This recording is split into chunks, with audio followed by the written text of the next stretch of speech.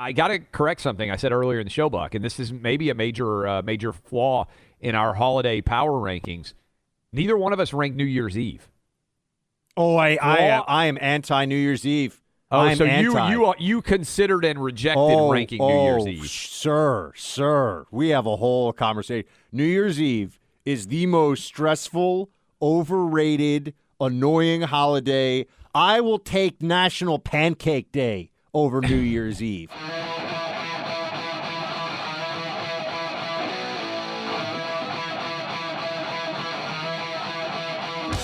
I will find, those random holidays that they make up. And you're saying this, though, even this surprises me because you've been a single guy for a long time, so you could theoretically have celebrated New Year's Eve. Now, for parents like me, I'm at that. I've been in several different years where I've been like, hey, let me try to trick my kids. We'll watch the New Year's ball drop from Times Square on the Eastern time zone. And I can get my kids to go to bed earlier. Let me tell you little dispatches from recently, single man life, now engaged, obviously. So I'm out of that game, thank God. But what it used to be like every year for my, adult life, 18 to 39, it's New Year's Eve. Oh, okay.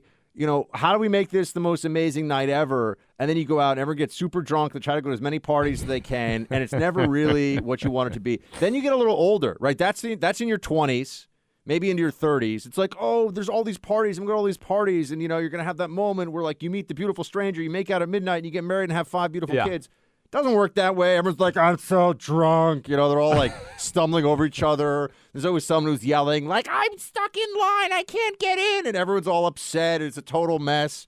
And then you get a little older, and you're like, you know what? I'm not really going to do this New Year's Eve thing anymore. I'm not really going to do it.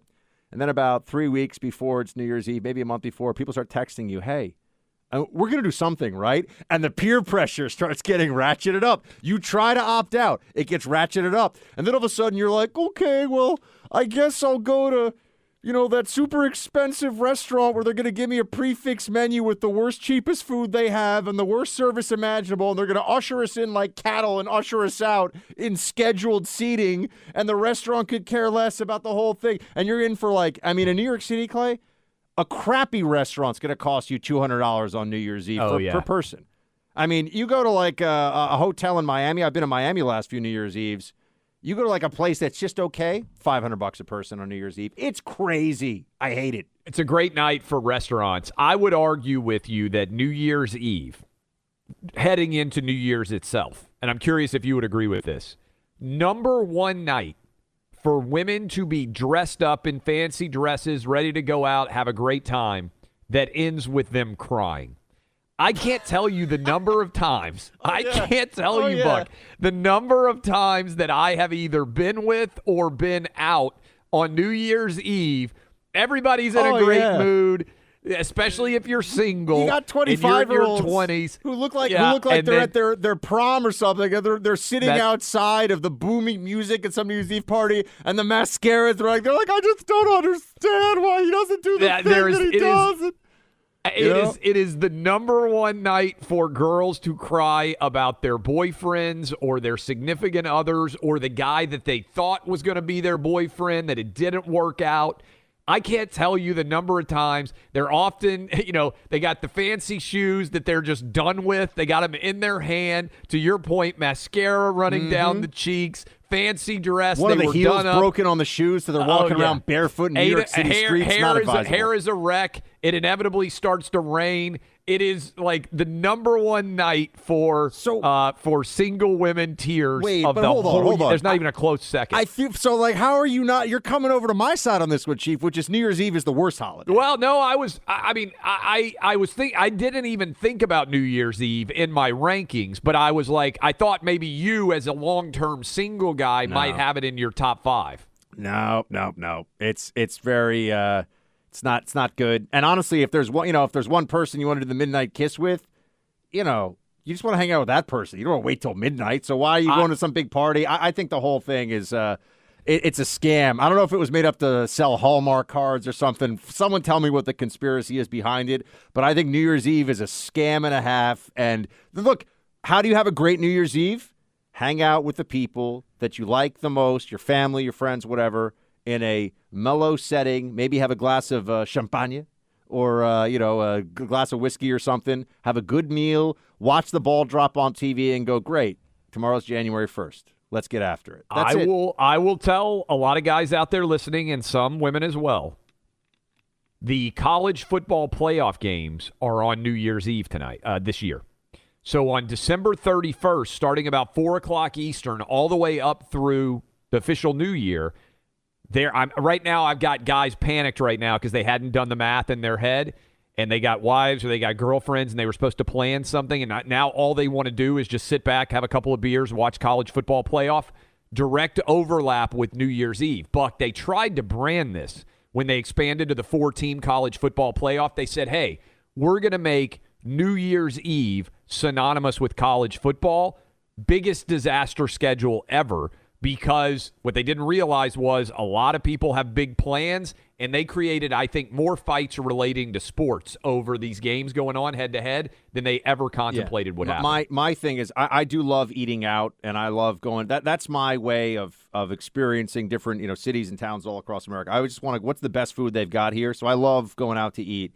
And New Year's Eve is literally the worst night of the year to go out to eat. It is the worst night. You're getting everything. They're doing everywhere as a prefix menu. I never want a prefix menu. I'm at a restaurant. If I was going to prepare and only have one set of food, I would do it at home.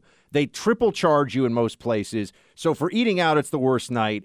And it's just amateur night, man. It's like the best nights you have are the ones where you're not trying to have the best night. And New Year's Eve, it concentrates all that, what are you going to do on New Year's Eve? Go to sleep early, wake up the next day, and just keep living my life. Make a resolution. I think that's why all the girls, Buck, end up crying outside, because they built it up into a momentous occasion, and instead whatever douchebag guy they're dating that they thought was going to be the man of their dreams proves that he's a douchebag, and they're just like, why did I ever think that this was going to be different? A lot of people think they think that the proposal's going to happen. Oh, the ring. Right yeah, at midnight, big the resolution, night, whatever. Yeah. And, the guy's actually 7 fireballs in watching Clay's favorite SEC football team lose to some other football team. He is not thinking about that diamond ring, ladies. I just got news for you. No doubt.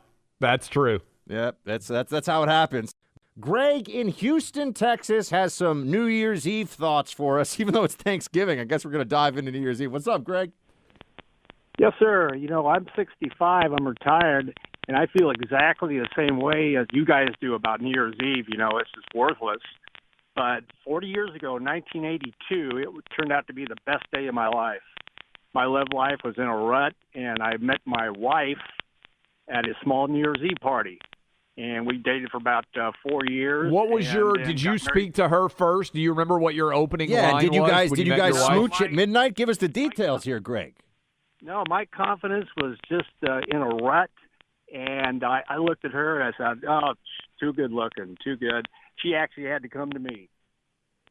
Wow. Oh, so you got approached. Good for you.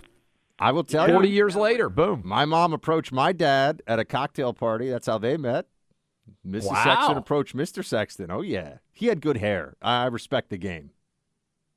I mean, good, ballsy from your mom there. No, I pretty much have to approach everybody.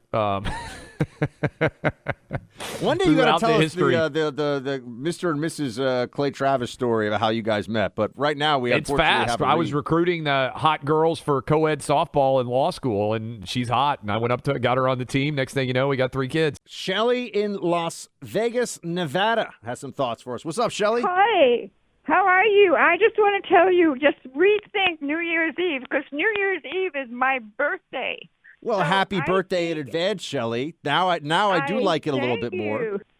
All right. See, now, and I live in Las Vegas, where they're always celebrating. So sometimes I feel left out. That, hey, why isn't somebody celebrating my birthday? But the whole world celebrates my birthday. Well, Shelley, I'll just tell you, I hear you on this one, because my fiance's birthday is Christmas.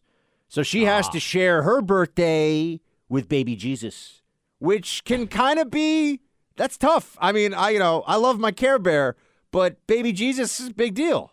So tough combo, especially for kids. Yeah.